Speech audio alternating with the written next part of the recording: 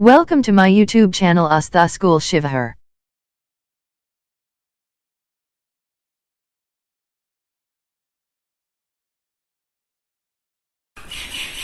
सुप्रभात बच्चों, इस ऑनलाइन वीडियो क्लासेस के क्रम में आज मैं वर्ग 10 विषय हिंदी से पाठ 4 आत्मकथ्य शीर्षक कविता को लेकर आया हूं। बच्चों, आत्मकथ्य शीर्षक पाठ हिंदी साहित्य के महान छायावादी एवं अमर कवि जयशंकर प्रसाद की एक अद्वितीय रचना है। श्री प्रसाद का जन्म 1889 ईस्वी में उत्तर प्रदेश राज्य के काशी में हुआ था। बचपन में ही माता पिता की साया उठ जाने के कारण इन्हें काफी संघर्ष करना पड़ा।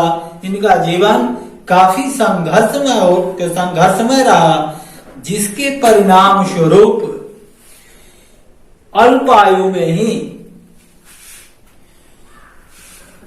1937 ईस्वी में 48 वर्ष की अवस्था में इनके मृत्यु हो गई।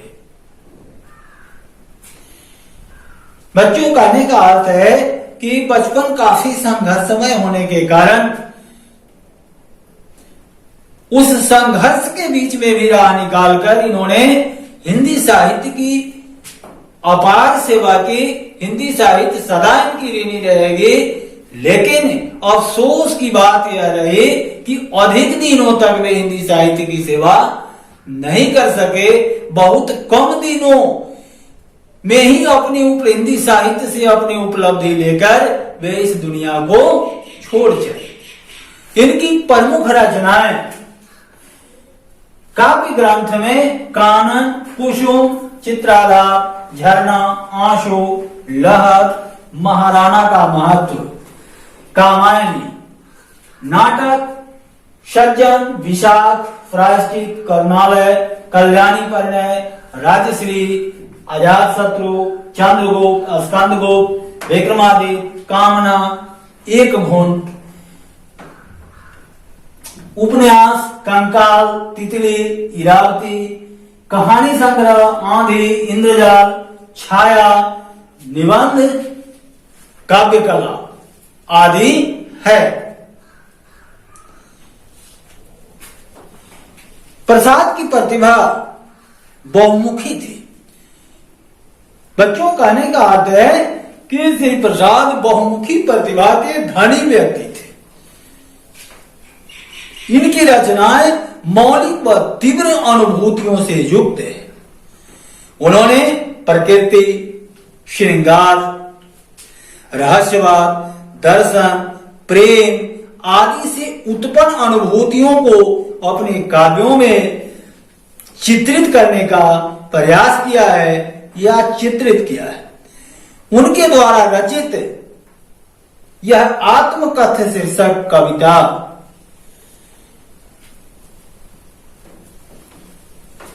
के माध्यम से उन्होंने अपने जीवन के यथार्थ एवं अभावों को बहुत ही मार्मिक रूप से प्रस्तुत किया है।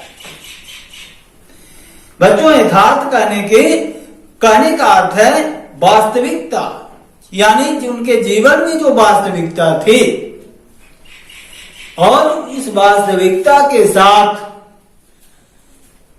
जिस अभावों को उन्होंने झेला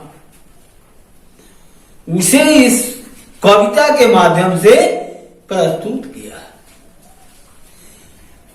कवि का कहना है कि मन रूपी भौरा गुंजार करके न जाने अपने जीवन की कौन सी कहानी कह जाती है। आज अनेकों पत्तियां मुरझाकर गिरती देखी जा सकती, अर्थात अभिलाषा रूपी पत्तियां समाप्त होती प्रतीत हो रही।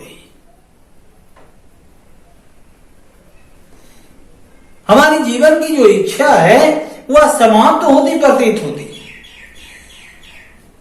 इस गहरी अंतहीन विस्तृत साहित्य रूपी आकाश में अनगिनत लोगों के इतिहास अंकित हैं। वे सब अपनी आत्मकथा को लिखकर खराब और निंदनीय रूप से अपना उपहास करते रहते हैं। इस प्रकार का मजाक होने पर भी मेरे मित्रों, आप कहते हैं कि मैं अपने जीवन की अपने जीवन की कमियों और कमजोरियों को सबको बता दूं। मेरे जीवन की खाली घड़े को देखकर और सुनकर तुम्हें सुख की अनुभूति होगी। मेरे जीवन का संघर्ष और अभावों को जानकर तुम्हें सुख मिलेगा।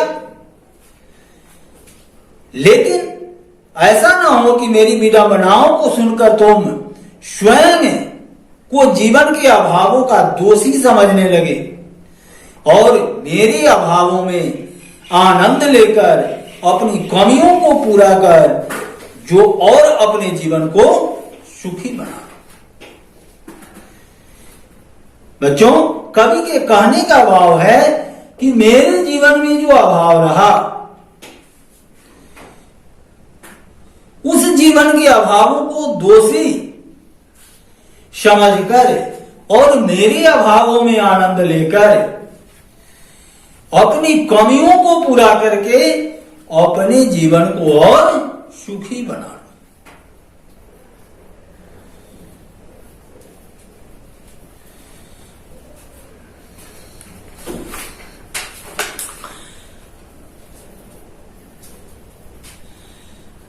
बच्चों, आत्मकथा की अविडंबना है कि उसमें जीवन की सभी पहलुओं को सीधे सरल रूप से अंकित किया जाता है, प्रस्तुत किया जाता है। यही आत्मकथा की प्रकृति। और लोग उसका मजाक बनाते हैं और उससे मिलने वालों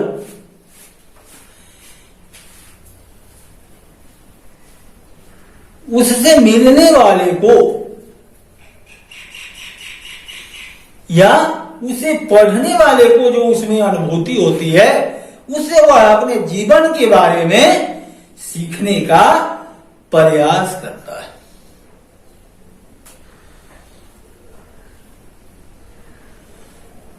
तो ही कवि का कहना है कि जो सुखद पल की कल्पना करके उसे पाने के लिए मैं जागृत हुआ, वह सुख मुझसे दूर हो गया। अर्थात जीवन में सुख का अभाव ही रहा।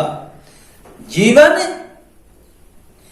की सुख सुविधाएं मेरे आलिंगन में आने से पहले ही मुझ पर व्यंग करती हुई मुझसे दूर चली गई।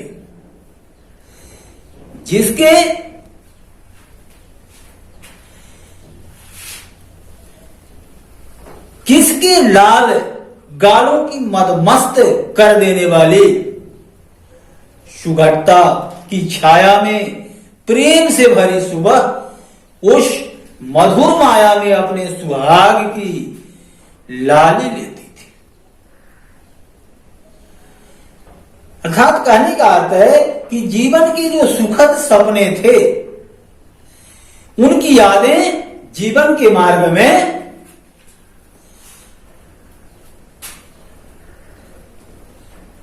बाधा बन गई। कहने का अर्थ कि जीवन के मार्ग में उस थके हुए यात्री के लिए एक सहारा बन गया। बच्चों, श्री प्रसाद का कहना है कि हमारे जीवन की जो सुखद सपने थे वो हमसे दूर हो गए, हमारे लिए मार्ग में बाधा बने, लेकिन किसी दूसरे यात्री के लिए हुए सहारा बन गया।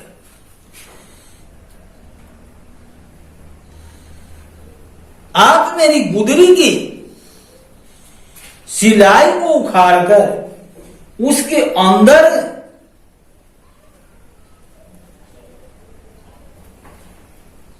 क्या रखोगे? मैं इस छोटे से जीवन में घटित होने वाली बड़ी बड़ी कहानियों का आज किस प्रकार वर्णन करूं? क्या यह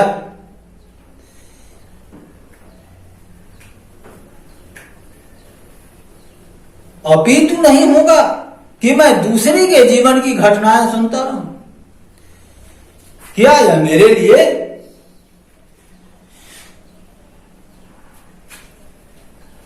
अच्छी बातें होगी कि मैं दूसरे के जीवन की दुखद बातों को सुनता रहूं और अपनी जीवन की घटनाएं दूसरों को सुनाता रहूं और स्वयं के बारे में चुप्पी साध लूं? क्या यह मेरे लिए अच्छा है? तुम मेरी सीधी सादी सरल कहानी सुनकर क्या करोगे? मेरी कहानी का एक सामान्य व्यक्ति की कहानी जैसी है। बच्चों, कहने का अर्थ है कि जिस प्रसाद ने कहा कि मेरी कहानी का भाव जो है एक सामान्य व्यक्ति की कहानी जैसी ही है, इसलिए इसे सुनकर तुम्हें कोई लाभ नहीं होगा और दूसरा समय व्यर्थ में नष्ट होगा और न ही अपनी कहानी सुनाने का यह उचित समय है, क्योंकि मेरी पीड़ा जीवन की विषम परिस्थितियों के थपेड़े खाकर थक हार कर शांत भाव से सोई हुई है। मैं अपने जीवन में दुख अभावों को सहते सहते इतना थक गया हूं कि अपने विषय में अब कुछ नहीं बता सकता।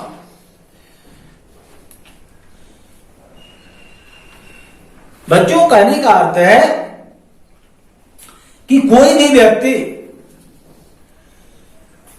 जब अपने जीवन में लंबे समय तक संघर्षों एवं अभावों को झेलता है तो वह इस तरह से पीड़ित हो जाता है कि वो अपने संघर्षों और अभावों का वर्णन शब्दों में नहीं कर सकता। वह उस पीड़ा से अपने अंदर अंदर ही घुटन महसूस करता है। ठीक वही परिस्थिति श्री प्रसाद के साथ भी। उन्होंने उसी परिस्थिति का वर्णन इस आत्मकथ्य शीर्षक कविता के माध्यम से किया है।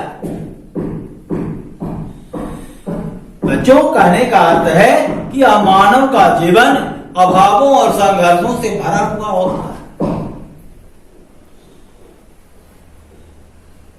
तो कवि का कहने का भाव है कि इस अभाव या संघर्ष के बारे में मैं किसी को क्या बताऊं? अपने अभाव या संघर्ष को बताकर किसी को दुखी क्यों करूं?